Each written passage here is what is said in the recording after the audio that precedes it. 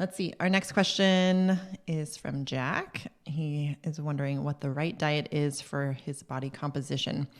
Jack says, I just watched your video on body composition from fasting. You touched on the component of heavy workload in modern athletic people and how their diet should reflect that. I'm athletic and fit. I train 5 to 6 days out of the week, lifting weights, boxing, BJJ, wrestling, and I'm currently training for a half marathon. I do all this and I still can't get my body comp where I'd like it. I eat relatively low carb and have upped them recently for the half marathon training. Before the summer, I did 20% deficit and intermittent fasting for 5 or so months and got myself into the 10 to 11% body fat range. Then I went off on vacation and have been eating around maintenance since. Point is, I still can't get my body composition how I want it. I have abs, but fat around my midsection and on the sides. What am I doing wrong? I'm a male, 6 feet and 185 pounds.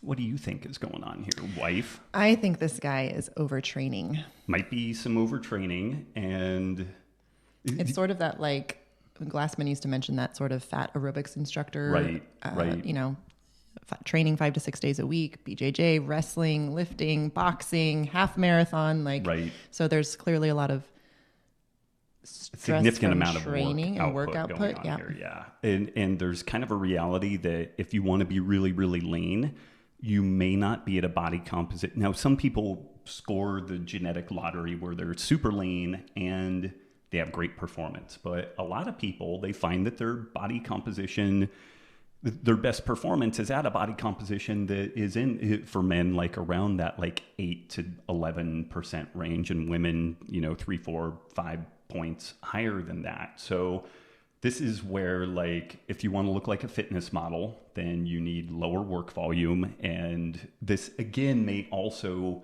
so 2 potential things here.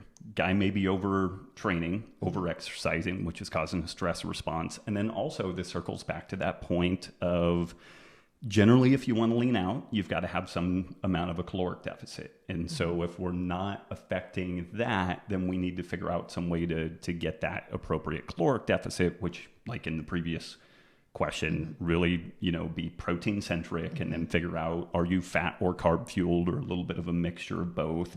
And how's your sleep? Sleep can really affect body composition. Yeah. Clearly. So, and if you're training in the evening, that can affect how you sleep and how you recover. Which is why it's taken me 20 years to get to nearly a brown belt in Brazilian Jiu-Jitsu. Because we don't train at night. Because I don't train at night, or very, very rarely. So yeah, I mean, those are all factors. And again, this is where you kind of have to pick your poison, or the primary goal. If the basic training is the thing that's driving you forward, but that training may be antagonistic towards the body composition, then the body composition is a secondary goal. If you just want to be lean, then we may need to modify the timing, the volume, the intensity of the training to have a sufficiently low enough stress response going into your body to afford the body saying, okay, I'll run at a lower body fat level, or at least do it in a way that's reasonably easy. Yeah. Okay.